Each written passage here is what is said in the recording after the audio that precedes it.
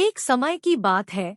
भारत के एक छोटे से गांव में राम नाम का एक व्यक्ति रहता था जो अपने परिवार के साथ रहता था। राम एक दयालु व्यक्ति थे जो दूसरों की मदद करने में विश्वास रखते थे। उन्होंने हमेशा अच्छे कर्म करना सुनिश्चित किया और अपने धर्म की शिक्षाओं के अनुसार अपना जीवन व्यतीत किया। एक दिन जब राम गांव से गुजर रहा था, उसने एक बूढ़े आदमी को देखा जो जमीन पर लेटा हुआ था, सांस ले रहा था। वह आदमी बहुत दर्द में लग रहा था और कोई भी उसकी मदद नहीं कर रहा था। राम उस आदमी के पास गया और उससे पूछा कि क्या हुआ था। बूढ़े व्यक्ति ने उत्तर दिया, मैं मृत्यु का देवता यमराज हूँ। मैं इस गांव में रहने वाले एक युवक की आत्मा लेने आया हूँ, लेकिन मैं उसे खोजने में असमर्थ हूँ और मेरा समय समाप्त हो रहा है। यदि मैं उसकी आत्मा को जल्दी से मत ले जाना, मुझे सजा मिलेगी। यह सुनकर राम अवाक रह गए। वह जानता था कि किसी की आत्मा को लेना एक गंभीर मामला है और मदद के लिए उसे कुछ करना होगा। उसने बूढ़े व्यक्ति से उस युवक का वर्णन करने के लिए कहा जिसे वह ढूंढ रहा था, और बूढ़े व्यक्ति ने उसे विस्तृत विवरण दिया। राम वापस अपने गांव गया और युवक को खोजने की कोशिश करते हुए आसपास पूछा। अंत में उन्होंने उसे पाया। युवक रवि नाम का किसान था जो गांव के बाहरी इलाके में रहता था। राम रवि के घर पहुंचे और उन्हें यमराज की यात्रा के बारे में बताया। यह सुनकर रवि डर गया। उसने यमराज के बारे में कहानियां सुनी थी और जानता था कि उसे अपनी आत्मा को बचाने के लिए कुछ करना होगा। राम ने सुझाव दिया कि वे पास के एक मंदिर में जाएं और क्षमा के लिए प्रार्थना करें। रवि सहमत हो गया और वे मंदिर के लिए निकल पड़े। जब वे चल रहे थे तो उन्होंने सड़क के किनारे बच्चों के एक समूह को खेलते हुए देखा। राम रुके और बच्चों के साथ खेले, उन्हें हंसाते मुस्कुराते हुए।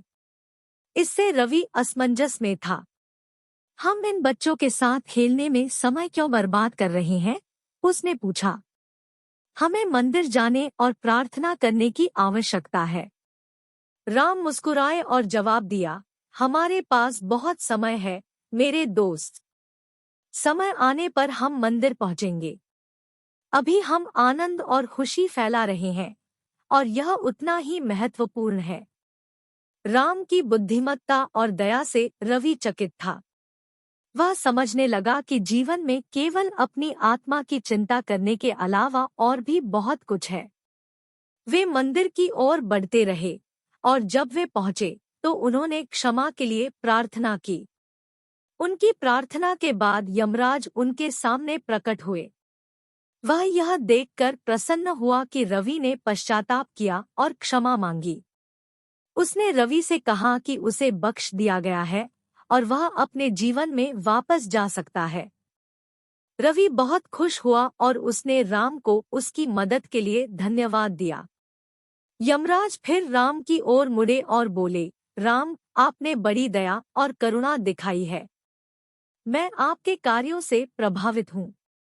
आपने एक ऐसे व्यक्ति की आत्मा को बचाया है जो मेरे द्वारा लिए जाने के लिए अभिशप्त था। आपकी दया के पुरस्कार के रूप में जब तुम्हारी आत्मा को ले जाने का समय आएगा तो मैं तुम्हें छोड़ दूंगा। राम इस बात से हैरान रह गए। उसने अपने कार्यों के लिए किसी इनाम की उम्मीद नहीं की थी। उसने बस वही किया जो उसे सही लगा। उसने यमराज को धन्यवाद दिया और घर लौट आया। उसी दिन से राम अपने गांव में एक महान और बुद्धिमान व्यक्ति के रूप में जाने गए।